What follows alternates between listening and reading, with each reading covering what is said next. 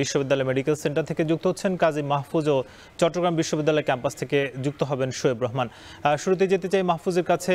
মাহফুজ, জানাবেন যে এখন পর্যন্ত কতজন আসলে মেডিকেলে ভর্তি হয়েছে কিংবা সেখানকার পরিস্থিতি কি দেখছেন?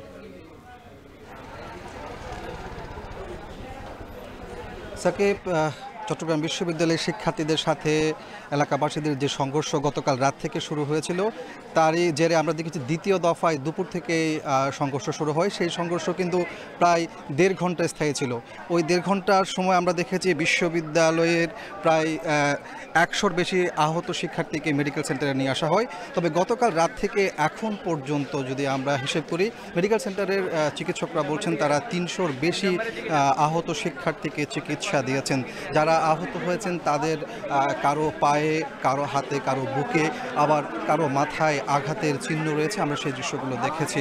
এখানে মূলত প্রাথমিক চিকিৎসাগুলো দিয়েই তাদেরকে চট্টগ্রাম মেডিকেল কলেজ হাসপাতালে রেফার করা হচ্ছে। তবে বিশ্ববিদ্যালয়ের এই মেডিকেল সেন্টারে যারা দায়িত্বে আছেন তারা বলছেন এতগুলো শিক্ষার্থীকে একসাথে চিকিৎসা দেওয়ার অভিজ্ঞতা তাদের এটিই প্রথম, যার কারণে তাদের চিকিৎসা দিতে গিয়েও হিমশিম খেতে হচ্ছে। আমরা সেই দৃশ্যগুলো দেখছি। এখন যদিও বা আমরা যতটুকু জানতে পেরেছি যে সংঘর্ষ বন্ধ হয়েছে, তবে কিছুক্ষণ পরপরই কিন্তু আহত শিক্ষার্থীদেরকে এই মেডিকেল সেন্টারে নিয়ে আসা হচ্ছে। এখন যাদেরকে নিয়ে আসা হচ্ছে তারা মূলত ওই 2 নম্বর গেট এলাকায় বাসাবাড়িতে ভাড়ায় থাকেন। তাদেরকে মূলত টার্গেট করে এলাকাবাসীরা কুপিয়ে লাঠি সোঁটা দিয়ে আঘাত করে করছেন।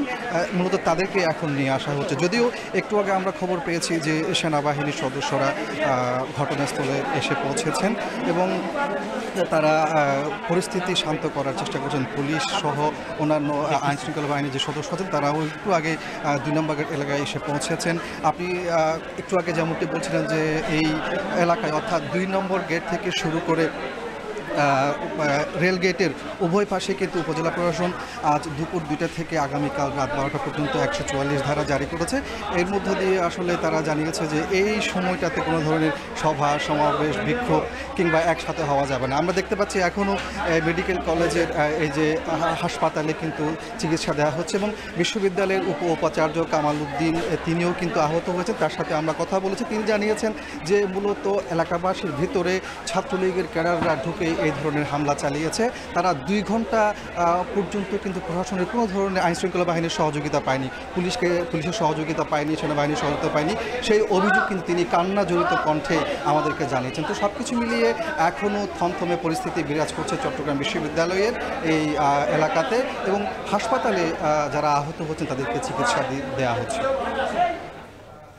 কাজী মাহফুজ জানাচ্ছিলেন যে বিশ্ববিদ্যালয়ের যে মেডিকেল আছেন সেখানে কিন্তু কয়েকশো শিক্ষার্থী তারা প্রাথমিক চিকিৎসা নিয়েছেন এবং যারা গুরুতর তারা কিন্তু চট্টগ্রাম মেডিকেলে তাদেরকে পাঠানো হচ্ছে। এবং শোয়েব রহমান আছে ক্যাম্পাসের ভিতরে, চট্টগ্রাম বিশ্ববিদ্যালয়ের ভিতরে।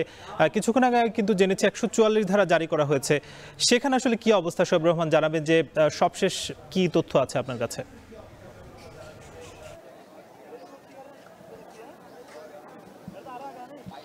144 ধারা দুপুর 2টা থেকে কার্যকর করেছে উপজেলা প্রশাসন। উপজেলা নির্বাহী কর্মকর্তা তিনি তার ক্ষমতা বলে এই 144 ধারা জারি করেন, কিন্তু সেটি আসলে অনেকটা কাগজে কলমেই ছিল এতক্ষণ।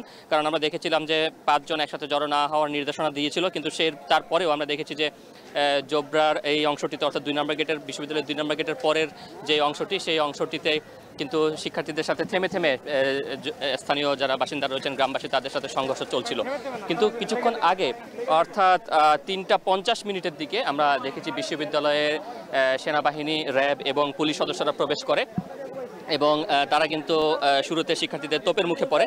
কারণ গতকাল যখন ঘটনার সূত্রপাত হয় এরপরে কিন্তু প্রায় শেষ রাতে গিয়ে সেনাবাহিনীর সদস্যরা আসেন এবং আজকে যখন দুপুর 12টা থেকে সংঘর্ষ শুরু হয়, দুপুর 12টা থেকে সংঘর্ষ শুরু হয়ে প্রায় 4 ঘন্টার মতো সংঘর্ষ চলেছে। কিন্তু এই 4 ঘন্টা ধরে কিন্তু তাদের আসলে কোনো উপস্থিতি ছিল না, যে কারণে তারা যখন ক্যাম্পাসে প্রবেশ করে তখন শিক্ষার্থীদের তোপের মুখে পড়েন এবং এই মুহূর্তে আসলে বিপুল সংখ্যক সেনাবাহিনীর গাড়ি এবং সেনাবাহিনীর সদস্যরা ঘটনাস্থলে এসেছেন এবং ঘটনাস্থলে শিক্ষার্থীরাও রয়েছেন, সেই সাথে র্যাব সদস্যরা রয়েছেন, তারা কাজ করছেন। কিন্তু এখনো পর্যন্ত আমরা দেখতে পাচ্ছি যে একটি অংশে শিক্ষার্থীরা রয়েছেন, তারা লাঠিসোঁটা হাতে রয়েছেন, অন্যদিকে গ্রামবাসীরাও কিন্তু রয়েছেন। এবং আমরা দেখতে পাচ্ছি যে সেনাবাহিনী এবং সেই সাথে র্যাব সদস্যরা কিন্তু ধীরে ধীরে এগিয়ে যাচ্ছেন। তারা পরিস্থিতি নিয়ন্ত্রণের চেষ্টা শুরু করবেন এবং তারা এই যে 144 ধারা সেটি কার্যকর করার উদ্যোগ নিচ্ছেন। তবে শিক্ষার্থীদের মধ্যে ক্ষোভ রয়েছে যে দীর্ঘক্ষণ অর্থাৎ প্রায় 3 ঘন্টা ব্যাপী সংঘর্ষ চলাকালে আইনশৃঙ্খলা বাহিনীর সদস্য না থাকার কারণে তাদের বেশিরভাগ শিক্ষার্থী আহত হয়েছেন। কাজী মাহফুজ এবং শোয়েব রহমান যুক্ত ছিলেন, দুজনেই কিন্তু জানাচ্ছিলেন যে চট্টগ্রাম বিশ্ববিদ্যালয়ের সবশেষ পরিস্থিতি।